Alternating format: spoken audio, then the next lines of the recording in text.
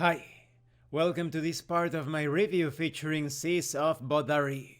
If you haven't seen the other parts of my review, featuring this setting for Dungeons & Dragons 5th edition, where you will experience high adventure on the sea and under the sea, please check out the playlist in the description below. This time we are going to talk about the deities, the Pantheon, starting with the creators. The creator gods provide aid to mortals, especially selfless heroes seeking aid to battle powerful evil. We have Aerako, god of wind and mischief. Aerako appears to his followers as a gust of wind, a gentle cooling mist, a surprise summer storm.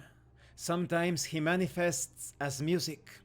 Aerako is ever curious. He enjoys the tales of travelers and watches over those who voyage over the sea.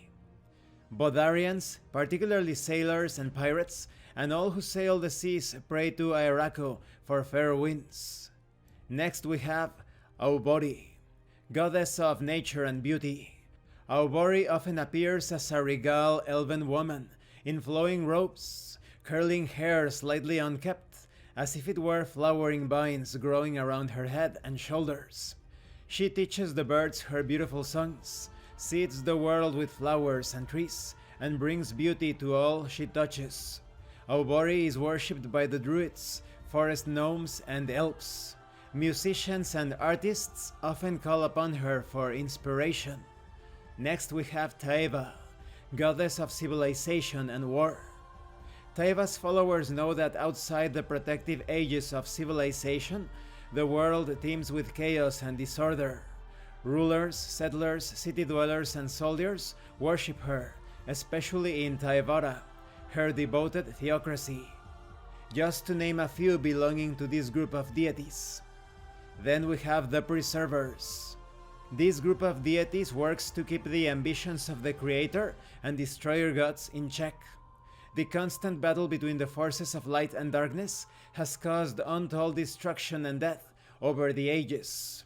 We have Fortana, goddess of freedom and good fortune.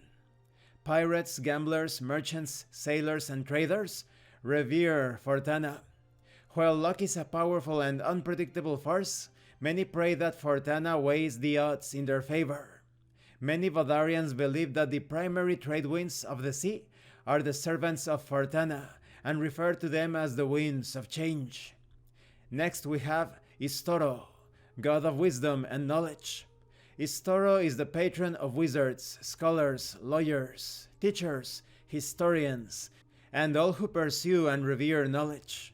He appears as a wizened human, with long white mustaches and olive skin, wearing plain robes embroidered at the hems with patterns of mystical symbols that seem to shift and change.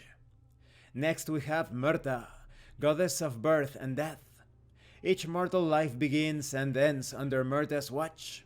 This kindly goddess's most devout followers are midwives who care for mothers and the babes they birth, and caregivers, paladins, and priests who comfort the dying. These are just a few of the Preservers. Next we have the Destroyers. This group of deities believes that strength comes from suffering, and the future of the world is best built by destruction. They are deities such as Dokahi, goddess of the deep sea, epic poetry, and monsters. The goddess Dokahi lives in the benthic deep, leagues below the seas beyond. The benthic deep is shrouded in complete darkness, and the monsters that live there are enormous, blind, and colorless. Dokahi favors poets, living, dead, and undead. Then we have Morto, god of necromancy and secrets. Mortals tell tales of seeing Morto as a tall, pale figure in a dark, hooded robe.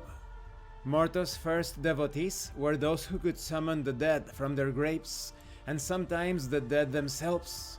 They venerated and honored Morto by amassing armies of zombies, skeletons, and ghosts. Then we have Vessi, goddess of chaos, storms, and darkness. Vessi, twin sister of Golden Taeva, preferred to be left alone and free in the darkness. When Vessi was young, Taeva made rules and Vessi broke them.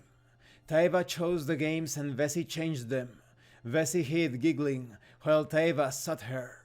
Vessi sows lies and discord to churn the world like a stormy sea. Her followers work for rebellion, disorder, and chaos. And these are just a few of the destroyers.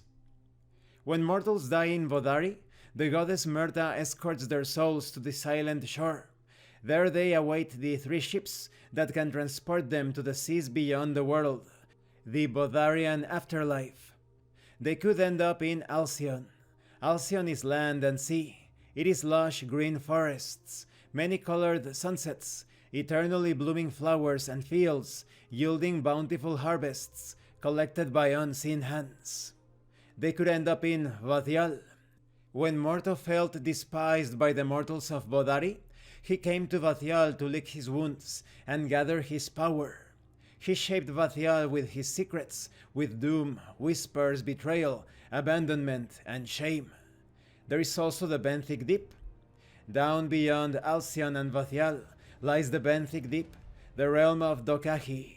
The deep is below the bottom of the sea, deeper than trenches, where dark magic flows freely and where the pressure renders monsters flat, misshapen and boneless. And this concludes this part of the review. In the next part we are going to talk about life in Vodari. I really like this Pantheon.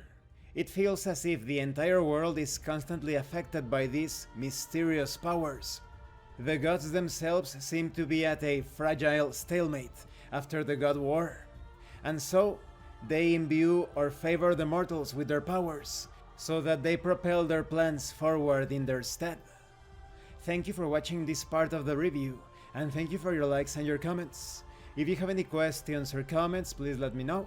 And thank you so much to those of you that are going the extra mile to support the channel. If anyone else wishes to further support the channel, the information on how to do that will be in the description below. This has been Abraham El Jaguar, a professional game master. If you want me to run a game for you, please check out the pinned comment below. And remember, master roleplay and you will master the game. Once again, thank you, and see you later.